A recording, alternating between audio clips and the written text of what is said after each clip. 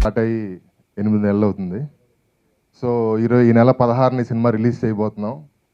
So అందరూ చాలా ఎక్సైటెడ్గా ఉన్నాం. ఈ సినిమా నేను లాస్ట్ టైం టీజర్ లాంచ్లో కూడా చెప్పాను, ఈ సినిమా రిలీజ్ అయ్యేంత వరకు చిన్న సినిమా, రిలీజ్ అయ్యాక చాలా పెద్ద సినిమా అని. ఆ పెద్ద సినిమా అవడానికి basic పిల్లర్స్లో first pillar Dil Raju గారు. ఫస్ట్ డే మేము వెళ్ళి కథ చెప్పినప్పుడు ఆ రోజు అన్నారు, ఆ రోజు ఒక డేట్ చెప్పారు, సారీ ఆ డేట్ వర్కౌట్ అవ్వలేదు, కానీ సినిమా మాత్రం అంతకంటే డబుల్ వర్కౌట్ అయింది. Thank you so much Dil Raju garu for all the support through this 8 months. లాస్ట్లో ఆయన ఎడిటింగ్ టేబుల్ మీద సినిమా అంతా ఆయన చూసి ఆయన ఇచ్చిన ఎక్స్ప్రెషన్, జస్ట్ ఈ థమ్స్ అప్ సింబల్ చాలా వాల్యుబుల్. ఆ రోజు ఆయన కళ్ళలో ఎక్స్ప్రెషన్తో పాటు ఈ చెయ్య చాలా బ్రైట్గా కనపడింది. అండ్ ఈ సినిమాకి మా చోటాకే నాయుడు గారితో వర్క్ చేస్తాను ఎప్పుడు అనుకోలేదు. అది ఒక వేరే లీగు. ఆ లీగ్కి నేను నా బాయ్ ఫ్రెండ్కి అసలు సంబంధం లేదు. కానీ ఆయనకున్న వెర్స్టాలిటీ ఏంటో ఈ సినిమా చూస్తే తెలుస్తుంది. చోటాకే నాయుడు గారు షూటింగ్ జరుగుతున్నప్పుడు ఎప్పుడన్నా ఒక మంచి సీన్ ఇస్తే మాలాంటి వాళ్ళని ఎంకరేజ్మెంట్ ఎలా ఉంటుందంటే, రే ఈ సీన్ ఎర్ర తీసాడు, లైట్ ముందు జరుపు, ఏసీ రూమ్లో కూర్చొని రాసుకొస్తారు, మా కాంపిటీషన్ ఎందుకు, అరే ఆ గ్లేర్ కట్ చేయి, అక్కడ గ్లేర్ కట్ చేయి.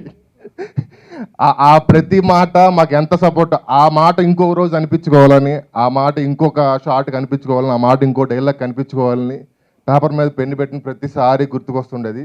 Thank you so much sir Chota garu, మాకంత సపోర్ట్ ఇచ్చినందుకు. నేను ఈ సినిమాకి కథ అందించాను. దాన్ని చాలా అద్భుతమైన సామర్థ్యంతో ప్రసన్న ఒక రేంజ్కి తీసుకెళ్లారు. అదంతా అంటే మాదొక బేస్మెంట్ అనుకుంటే ప్రసన్న బిల్డింగ్ కట్టాడు. దానికి ప్లానింగ్ అంతా రాజుగారు, దానికేమో పెయింటింగ్ అద్భుతమైన స్ట్రక్చర్ ఇచ్చింది చోటకే నాయుడు గారు. ప్రసన్న భయ్య, ఈ సినిమాలో నేను ఇలా కనిపిస్తున్నానంటే ఆ బాడీ లాంగ్వేజ్లు అన్నీ మ్యానరిజమ్స్, అంటే ఆయన డైలాగ్ చెప్పే టైంలో మ్యానరిజమ్స్ కూడా చెప్పేవారు.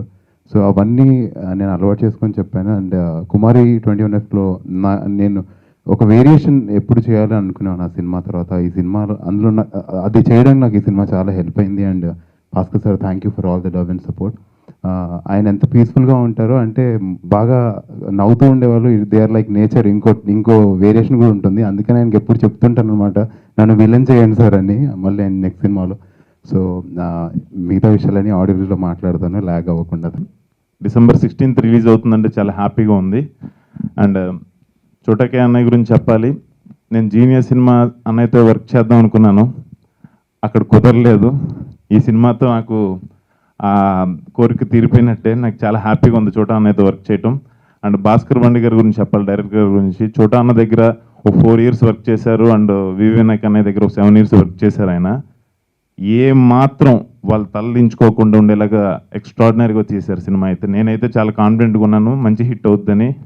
అది భాస్కర్ బండి గారు ఈ సినిమా తర్వాత చాలా మంచి లీడ్లోకి వెళ్తారు, ఆయనకి మంచి లైఫ్ ఉంటుంది అన్నాను. అందుకని ఫస్ట్ సినిమా డైరెక్ట్ చేసినట్టుగా ఎక్కడ అనిపించదు, అది మటుకు నేను చెప్పగలను. అండ్ నాకు ఈ సినిమాలోకి నేను మెయిన్ ఫస్ట్ రావడానికి కారణం అయితే ప్రసన్న నా పేరు సజెస్ట్ చేయటం. అంటే ఈ సినిమా నేను నేను చేస్తానని కూడా అనుకోలేదు, అనుకోకుండా రావటం. అదే అంటారు ఇండస్ట్రీలో మనం ఏం చేద్దామని అనుకోవటం కాదు, మనకు ఆల్రెడీ ఒకటి రాసి పెట్టి ఉంటుందని. ఈ సినిమా నాకు అది రాసి పెట్టినట్టే. డెఫినెట్గా నాకు మంచి రోల్ ఇది. మా సినిమాని టీజర్ని అండ్ ఫస్ట్ లుక్ని చాలా బాగా సపోర్ట్ చేసి బ్లెస్సింగ్ చేశారు. అండ్ మా సినిమా రేపు 16th రిలీజ్ అవుతుంది ఈ cinema. Me blessings and support మాకు కావాలి. And thank you so much అండి. భాస్కర్ సార్కి, సాయి గారికి thank you so much. First of all నేను చోటా సార్ కోసం చెప్పాలి. ఫస్ట్ షూట్కి వెళ్ళినప్పుడు చాలా భయపడిపోయా. ఈ క్యారెక్టర్ వచ్చినప్పుడు నేను చేయగలను లేదో నాకు తెలియదు, ఎందుకంటే ఆ యాస్ పట్టుకోలేకపోయా. ఒక 1 week టైం ఉండే, లక్కీగా నా కాలు ఇరిగిపోయింది, ఫ్రాక్చర్ అయింది. సో అది 2 months పోస్ట్ పోన్ అయింది. గోపి గారికి చెప్పా, సార్ నా కాలు ఇరిగిపోయింది, ఇంకెవరు నేను చూసుకోండి సార్ అనేసి అంటే, లేదు నాన్న మేము ఫిక్స్ అయ్యాం నువ్వే అనేసి. సో ఇంకా 2 months పట్టింది నాకు ఆ యాస, అది ఆ యాక్సెంట్ పట్టుకోవడానికి. So thank you so much. Next నేను ఫస్ట్ డే షూట్కి వెళ్ళిన తర్వాత చోటా సార్ని చూసి నేను చాలా భయపడ్డాను. సో సార్ ఒక ఫ్రెండ్లీ ఎన్విరాన్మెంట్ క్రియేట్ చేశారు. Is a legendary DOP sir. నేను మీకు బెస్కెట్ వేయడం లేదు, సీరియస్ చెప్తున్నాను సార్. నేను చాలా భయపడిపోయాను. అంటే చోటా సార్ వెరీ షార్ట్ టెంపర్, కరెక్ట్గా ఉండాలి ఇది అది అని. సో భయపడిపోయా సార్. మీరు నాతో చాలా ఫ్రెండ్లీగా మాట్లాడారు. సో మీరు ఆ రోజు నాతో చాలా ఫ్రెండ్లీగా మాట్లాడారు, ఈ రోజుకి మర్చిపోలేను నేను. సో చాలా హ్యాపీ అనిపించింది. సో అందరు అనిపించింది అలాగేం లేదు, మనం కరెక్ట్గా ఉంటే సార్ ఏమనరు అనేసి ఇంకా అప్పటి నుండి ఫిక్స్ అయ్యా, టైంకి వెళ్ళిపోతా, అన్ని సినిమాల్లో టైంకే వెళ్తున్నాను, ఈ సినిమాలో కూడా ఫిక్స్ అయ్యా. So thank you so much sir, నన్ను ఇంత సపోర్ట్ చేసినందుకు. So thank you to whole team. So ఈ సినిమా పెద్ద హిట్ అవ్వాలి. ఫస్ట్ మా గురుగారు వినాయక్ గారికి చాలా థ్యాంక్స్. ఎందుకంటే నేను డైరెక్టర్ అవడానికి అన్నీ చేసి పెట్టింది ఆయన దగ్గర నేర్చుకున్నాను. తర్వాత నాకు రెండో గురుగారు చోటా గారు ఈ కథ చెప్పిన నీ కథ నచ్చి చేస్తానన్నారు, దానికి చాలా థ్యాంక్స్, చాలా రుణపడి ఉన్నాను ఆయనకి. తర్వాత గోపి గారు నాకు ఈ అవకాశం ఇచ్చిన దర్శకుడు చేశారు, ఆయనకు కూడా చాలా రుణపడి ఉంటాను. ఈ సినిమా పనిచేసిన ప్రసన్న గారికి, సాయికృష్ణ గారికి, ఆర్ట్ డైరెక్టర్ విఠల్ గారికి, ఎడిటర్ చోటగా ప్రసాద్ గారికి అందరికీ చాలా థ్యాంక్స్ చెప్తున్నాను. అందరూ చాలా బాగా మంచి టీం వర్క్ చేసుకుని మంచి ప్రాజెక్ట్ చేసాం. మంచిది అనుకుని తీసుకెళ్ళి దిల్రాజు గారు చూపిస్తే దాన్ని ఆయన చూసి ఇంకా చాలా మంచిది, ఒక బొమ్మరి లాంటి సినిమా చేశారు మీరు అని మెచ్చుకుని ఆయన ఇంకా దీని ఒక స్టెప్ పైకి ఎక్కిచ్చారు. ఆయనకు కూడా చాలా రుణపడి ఉంటాం. ఫస్ట్ సినిమానే కొంచెం పెద్ద సినిమాగా చేసినందుకు. వచ్చిన అందరికీ థ్యాంక్స్. మళ్ళా ఇంకొక కొత్త బంగారు లోకం లాంటి ఒక మంచి కథ నా చేత చేయించారు. చాలా థ్యాంక్స్ గోపి. కథ అన్నీ మా భాస్కర్ నా దగ్గర పనిచేశాడు. భాస్కర్ చేసే సినిమా మా వినయ్ దగ్గర ఒక 7 years, నా దగ్గర 3-4 years చేశాడు. భాస్కర్ వినయ్ లాంటి సినిమా ఏదో ప్లాన్ చేసుకుని వస్తాడు నా దగ్గరికి అనుకుంటే, ఒక క్యూట్ ఇలాంటి ఒక మంచి మెసేజ్ ఓరియంటెడ్ కథ, అంటే దిల్ రాజు గారి బ్యానర్లో వస్తుంటాయి కదా, బ్యూటిఫుల్ కాన్సెప్ట్ తోటి చిన్న భయపడ్డా ఎలా ట్రీట్ చేస్తాడు భాస్కర్ అని. Till today a very confident, ప్రతి సీను ప్రతి షాట్ వెరీ కాన్ఫిడెంట్గా, భాస్కర్ ఇది పర్వాలేదా, పర్వాలేదు సార్, భాస్కర్ ఓకేనా, 1 more కావాలా, సరిపోదు సార్, ఇది అంత వాడనండి, అక్కడితో ఆపేస్తాను, నాకు తెలుసు కానీ తను టెస్ట్ చేస్తా ఉన్నాను. సేమ్ ఆ వినయలాగే, వినయ్ కూడా ఎక్కడ వేస్టేజ్ ఉండదు, భాస్కర్. అందుకే దీన్ని చాలా కంఫర్టబుల్గా చేసాం. ఇది నాకంటే గోపి గారు చెప్తే బెటర్ ఏమో, ఎంత కంఫర్ట్గా ఈ సినిమా జరిగింది అనేది. ఇంకా చాలా చాలా విషయాలనే తర్వాత చెప్తాను వీళ్ళందరి సంగతి. Thank you, please bless us. Thank you. So last press మీట్లో ఫస్ట్ లుక్ అవి రిలీజ్ చేసినప్పుడు చెప్పాను సినిమా గురించి. సో మేజర్గా ఇందాక చోట గారు కొత్త బంగారు లోకం గుర్తు చేశారు. కొత్త బంగారు లోకం స్టోరీ లైన్ ఎలాగైతే నాకు నచ్చిందో అప్పుడు అనుకొని దానికి అంత ఫైనల్ చేసి చోటా గారి చేతిలోనే పెట్టాను శ్రీకాంత్ అడ్డాల అని ఇంట్రడ్యూస్ చేసేటప్పుడు. సో అది ఎంత పేరు కానీ సినిమాకి సంబంధించిన ఆర్టిస్టులకు కానీ టెక్నీషియన్స్ కానీ మా ప్రొడక్షన్ హౌస్కి కానీ చాలామంది ఇప్పటికీ ఎక్కడికి వెళ్ళినా సార్ మీ కొత్త బంగారు లోకము మ్యూజిక్ గురించి, డైలాగ్స్ గురించి, సినిమా గురించి మాట్లాడుతూనే ఉంటారు. అంటే ఒక మంచి సినిమా ప్రేక్షకుల హృదయాల్లోకి వెళ్తే అది ఎన్ని ఇయర్స్ అయినా గుర్తుపెట్టుకుంటూ ఉంటారు. ఆ సినిమా ప్రస్తావన ఎందుకు తీసుకొచ్చానంటే, కొత్త బంగారు లోకం సినిమా రిలీజ్ అయినప్పుడు ఒక ఫస్ట్ వీక్లో చిన్న కాంట్రవర్షియల్ డిస్కషన్ జరిగింది.